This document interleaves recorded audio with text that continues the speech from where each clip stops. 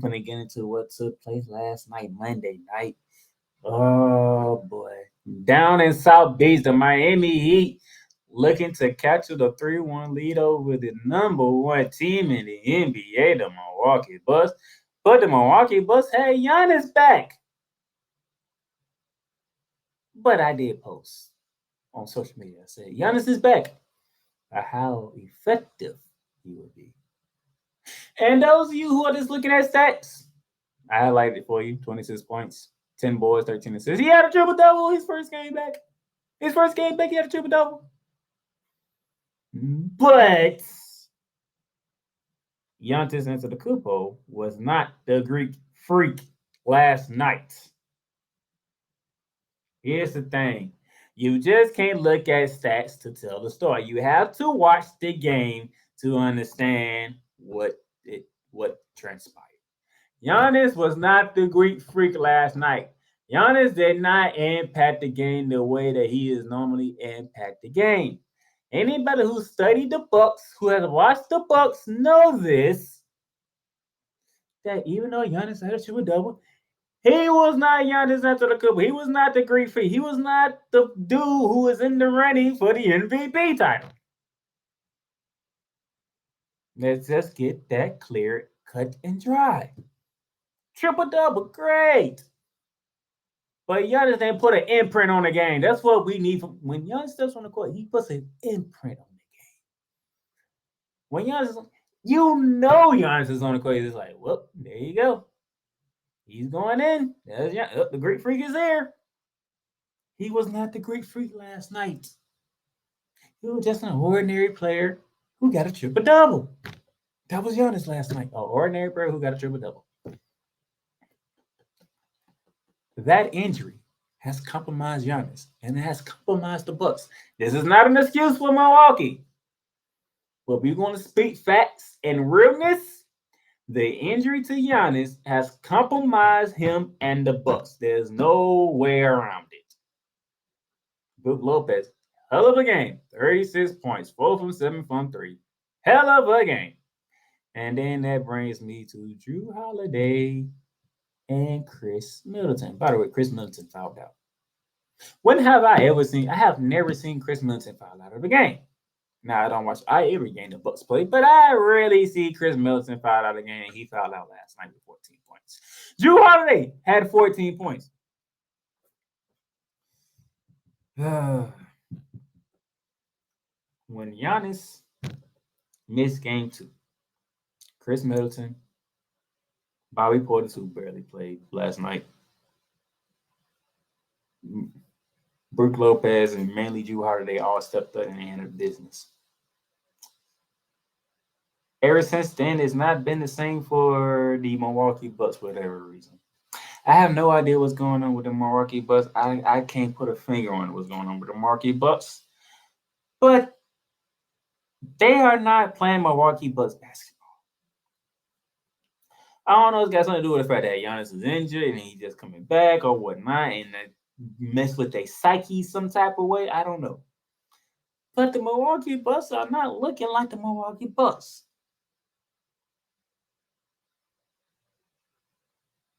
I don't know.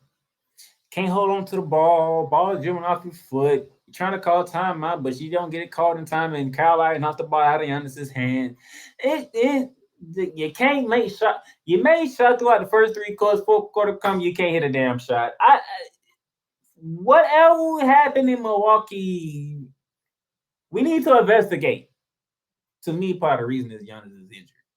Okay, even though he played, that man is not 100%. I don't even think he's 80%. Okay, he might be 70%, and that's being generous from what I seen last night. Because he don't move like Giannis. He ain't moving like Giannis. Because Giannis is known for giving you a highlight on offense, running, dunking on somebody. Because he had a lot of opportunities to run down the court with the ball in his hand and punish somebody. He couldn't punish nobody. That back injury is playing a role in his game. Y'all might not want to admit it, but damn it, I'm going to say it. That back injury, that tailbone injury, is playing a major role in Giannis. And it might be playing a major role to the Bucks right now. Which is why the best team in the league, might be on their way out. Now that, since I got the Bucks out the way, let's move over to the Miami Heat. Jimmy Buckets Butler. Playoff Jimmy, whatever you want to call this man, call him. 56 points on 19 for 28 shooting. The man shot 8 threes. Jimmy Butler don't shoot threes. Last night, that man was shooting three. He went 3 for 8 from three-point range. But 56 points. Or as my good friends over on Snowman Media would say, 56 points on the board. The Miami Heat scored 28 points in the first quarter, as you can see. 33-28. Jimmy Butler had 22 of them at the end of the first quarter. When you look at that 33 Bucks, 28 Heat first quarter score, Jimmy Butler had 22 of the 28 in one quarter. That man was unreal. That man was unconscious, okay? I'm not going to sit here and say, and y'all know me. I speak the truth, whether you like it or not. I'm going to speak how I feel and the way I see things. 56-9. That's Jimmy Butler, man. LeBron James didn't have a 50-point playoff game in Miami.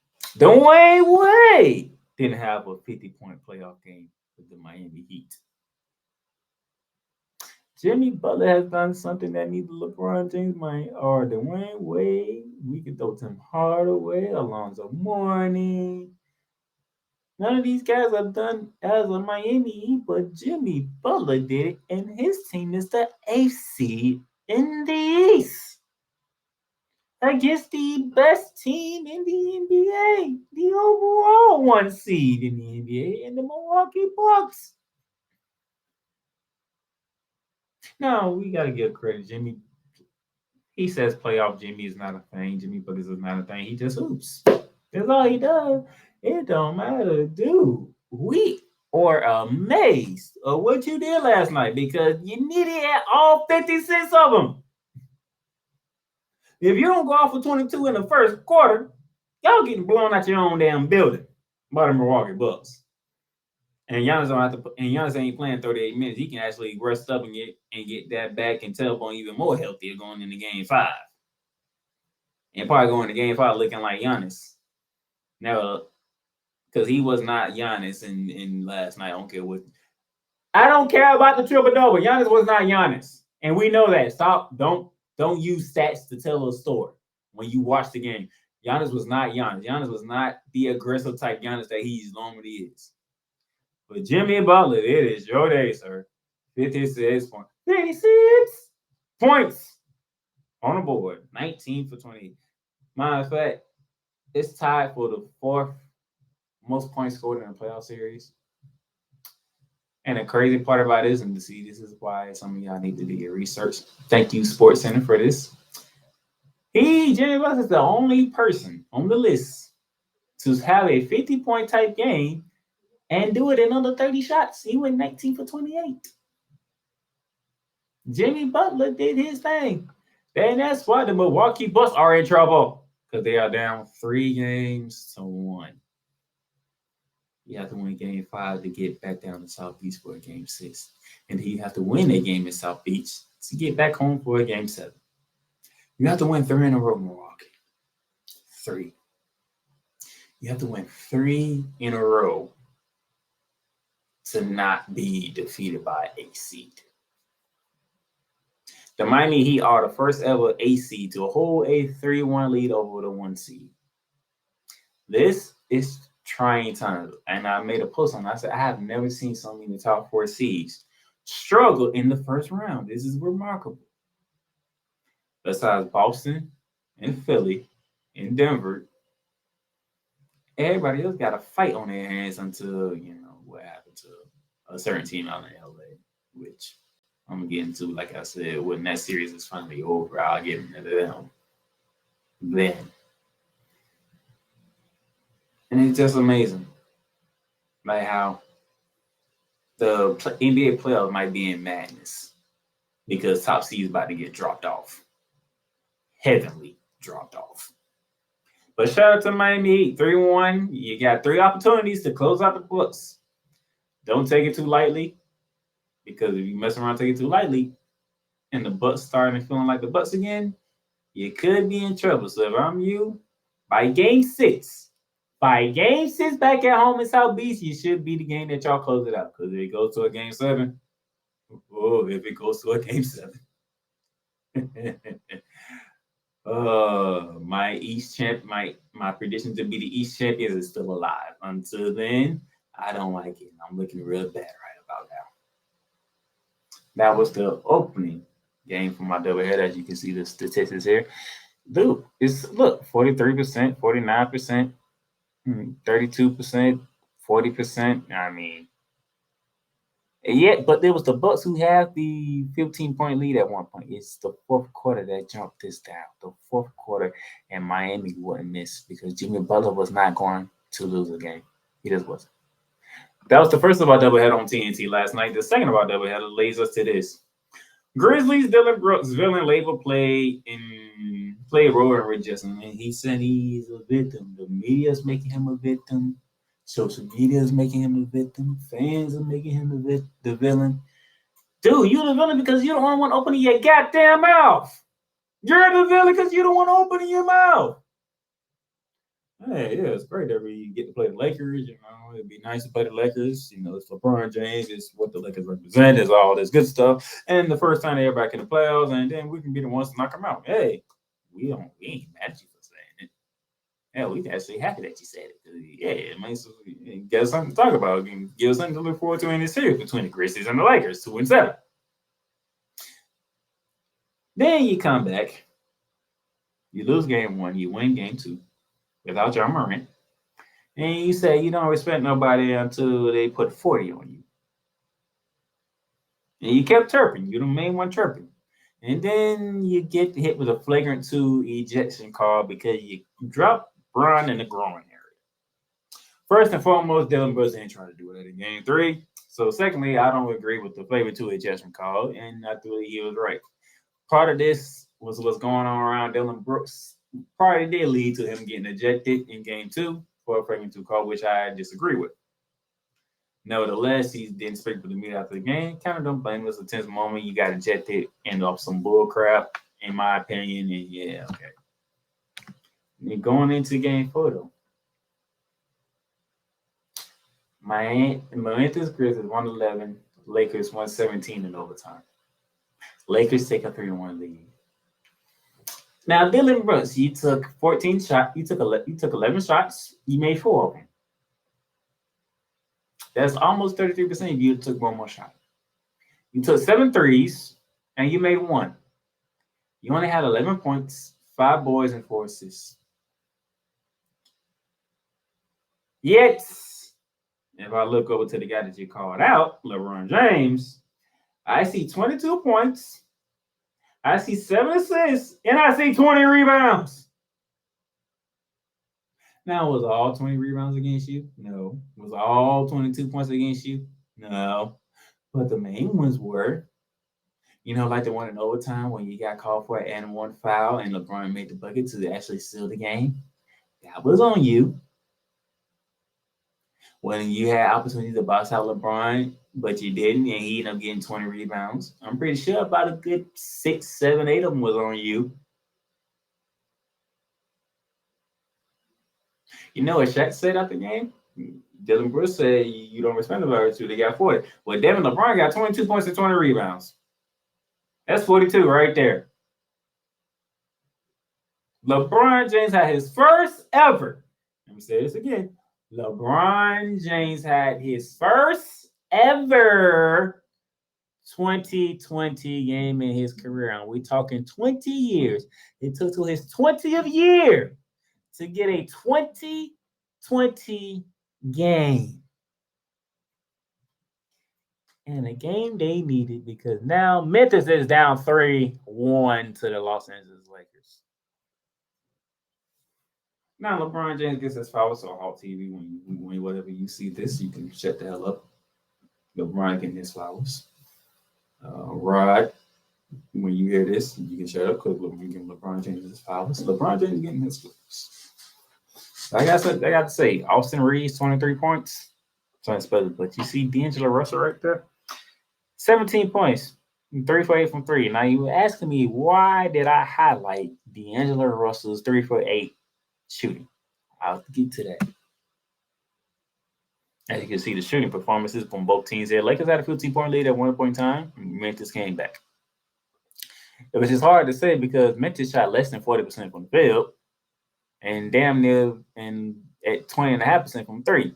Lakers didn't shoot that much better from 3. They only shot 27, then at 28% from 3. So the shooting for Memphis was terrible last night, but they was able to overcome a 15-point deficit to make it a game. But here's the reason why I highlighted D'Angelo Russell's 3 for 8 shooting. Because the 3 threes he hit was when there was down 97 to 90. Memphis, as you can see here, at the 5:13 mark, Desmond Bane hit a 3 that made the score 97 to 90. And if you go back to the other slide, you will see the largest lead for the Memphis Grizzlies was 7. That is a 7-point lead. And then from that point forward, at the 4:55 mark, D'Angelo Russell hits a 3, 97-93. 4:18 mark, D'Angelo Russell hits a 3, 97-96. Come all the way down to the 3:55 mark. D'Angelo Russell hits a 3. Lakers take the lead 99-97. D'Angelo Russell on his own went on a 9-0 run and gave the Lakers the lead, in which it was then a back and forth battle until LeBron James said, all right, it's time for me to put the end to this in overtime. So if you take away 9 points from D'Angelo Russell, LeBron James doesn't get a 2020 game. He doesn't get a 2020 game. He doesn't. But since D'Angelo Russell, go back to it again. Happened to make 3 threes out of 8, which was these 3 right here, in a 1-minute span from 4:55 to 3:55. Changed the game for the Lakers.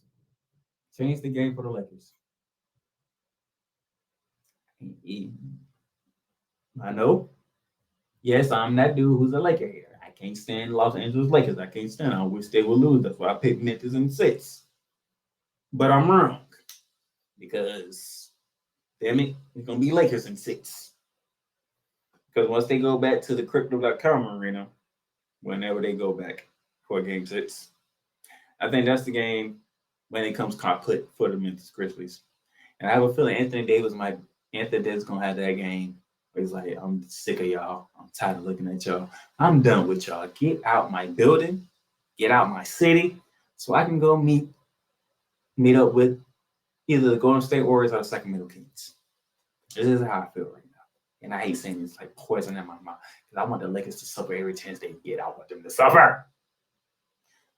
But unlike most people, I am a fair-minded individual. Without D'Angelo Russell, the Lakers don't win this game. That 9-0 run in the fourth quarter. This is the fourth quarter we're talking about. That's a 9-0 run in the fourth quarter. In a 1-minute span, D'Angelo Russell 9-0 run was the turning point for the Los Angeles Lakers. So if we're going to give LeBron his flowers, you got to give D'Angelo Russell his flowers too because he came in the clutch when they needed it most. Okay? When they needed it most, D'Angelo Russell came through.